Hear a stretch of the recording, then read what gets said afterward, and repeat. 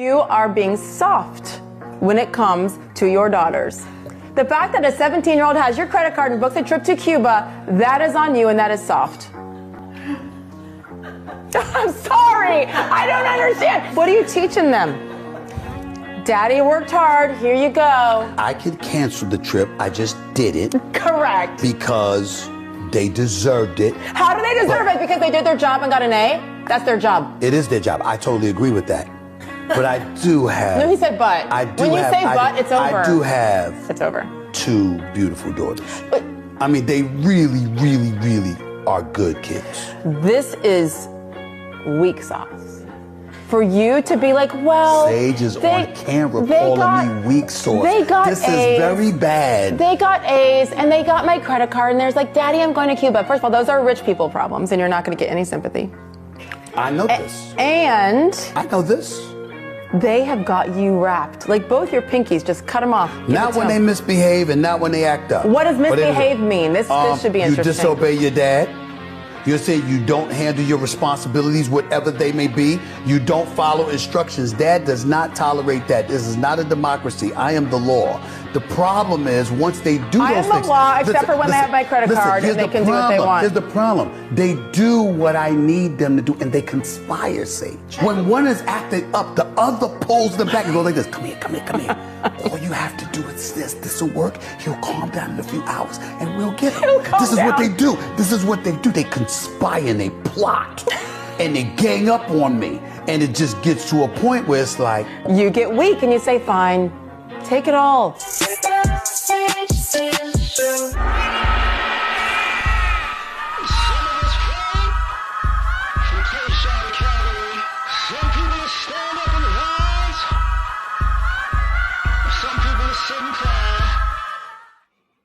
What's happening, man? Our girl dad's week. So I'm gonna point a couple of things out. I'm gonna just kind of go off script real quick. Sage Steele is right, but due to Sage Steele's history, it could be looked at it like, I don't think you'll say the same thing if Stephen A. Smith was a white dad. Now, Stephen A. Smith, just because of who he is, you know what I'm saying? He talks real tough, you know, political and this, that, and the third, and you know, but this ain't work hard, pull yourself up by your bootstraps language, but because it's daughters. Now I say that, you know, not because people would throw people under the bus if you had a son and your son was doing this stuff and he was 17. Oh, all hell will break loose. You'd be like, you ruining the boy. But because it's girls, a lot of you dads and girl dads have this weakness to do stuff, frankly, I think is unsafe at times. You let your teenage girl go to a foreign country on your dime. You see what I'm saying? Like, what's the worst that can happen? I'm going to put her in the most highest of high class places, and she's going to be away from who? You mean like the locals? She's gonna be away from the locals that might do something to her, or the poor locals and stuff like that. What about the high class hoity-toity people who looking to smash your 17-year-old daughter in those nice ritzy places? Like that. This is what I mean by our girl dad's weak. I remember we had that talk about like Shaq, when Shaq was talking about how his girls was gonna get a bunch of stuff and his boys, and it's like,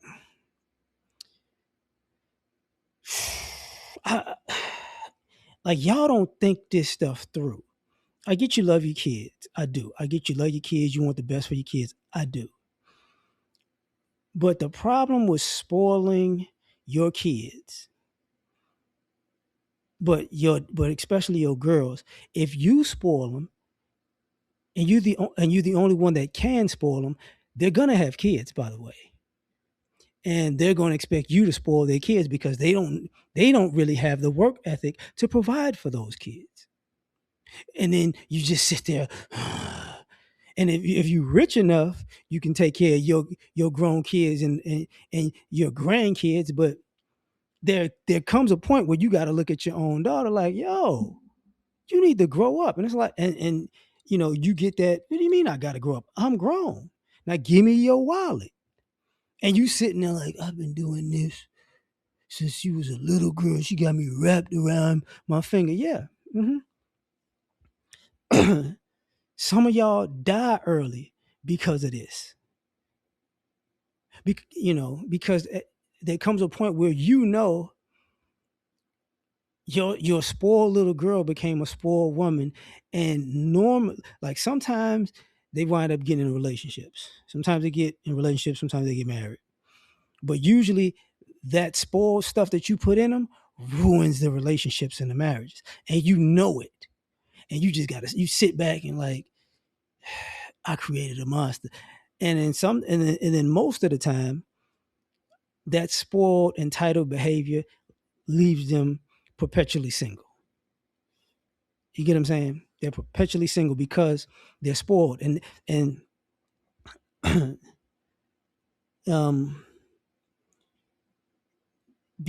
can I say this? Because they're perpetually single because of the spoiled stuff, they're not good at doing anything for anybody. They're not good at making sacrifices. They're not good at doing things for other people. They don't believe they have to. You've been doing things for them their whole lives, but they haven't done anything for anybody else because you never taught them to. And then other men got to look at you as a grown man, like as when guys are grown men, like what the fuck? Because and there's a difference. You're there, you're present, you're doting, you're loving on your kid, but you coddle them. And what you are is way better than not being there at all. Absolutely. But there comes a point, and this is why I'm saying girl dads are weak. You were a kid before. You were a teenager. You were an adult. You saw other kids get coddled and get spoiled and get babied, and you saw how most of them turned out to be horrible human beings. But then you had a kid and you did it. And you was like, well, I could do it. I got the money to spoil them. Spoiling them was never a good thing. You know who was supposed to spoil kids? Their grandparents. You know what I'm saying? That's who's supposed to. Your grandparents supposed to spoil you. Because usually those like you're the strict one. The grandparents are like, give my baby some money, give my baby some candy. They can have another slice of pie, but you're doing it. And then and some of y'all, I will say this: some of you girl dads, and this is no slight on you girls at all. Some of y'all girl dads are guilty because there's this womanizer complex thing where you were a womanizer and then you had a girl or girls, and now you're trying to protect your girl from you because now you look at all of the men in the world like you were when you were womanizing. So now I'm a love her so much, I'm a spoil her so much that nobody's ever gonna have a shot at trying to play my baby because they're gonna look at her like she too much trouble because she too spoiled. But they're not gonna tell you that though. They're not gonna tell you that part though. They've ruining y'all on purpose. Like some of these cats, they're ruining y'all on purpose. Like, oh my God, yeah, just no. She'll never ever in life be good for a guy because she's just too spoiled. That's how I like it. And then it sounds good when she's 13 and she's going through puberty, and then when she's 18, like, yeah, I'm gonna get him off him. But she be about 25 and you start going, oh my God. And then sometimes some of you dads did this, and now you can't keep it up. And then your daughter goes full out, prostitute mode in some ways because you can't afford their keep up because it was cool when it was a teenager, maybe in college, and now they're an adult, and now they want you to pay their rent and whatnot, and you're like, yo, I can't keep doing this. And then it's like, well, I'm gonna go get this money from somebody. And it's like, oh, okay. Stay away from them guys, baby. And it's like, yeah, that's the problem. And part of this era of blatantly and boldly proclaiming that you're gonna use men for everything they got era comes from a lot of spoiled daughters. They're spoiled, and that messed them up. I remember I had a supervisor. Shout out to him, man. I hope he's doing all right. I had a supervisor, and his daughter was a teenager, and she would say, "Daddy, let's go to the mall." And he said, "Listen, she got me once, but now I only carry cash. If we go to the mall, I go to the ATM, I get maybe a couple $100, and that's it." And it was like early 2000s, because it was like, he said she wanted to go to the BB store.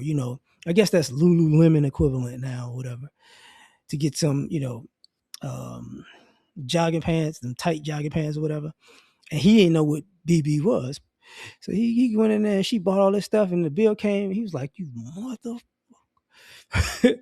But then he said after that was it. But I remember college, it was like that.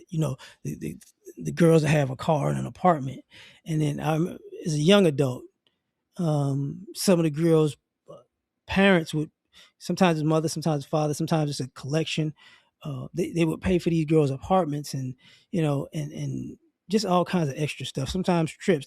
They put them in a position that they could save a lot of their monies and get them on those feet. But those girls really just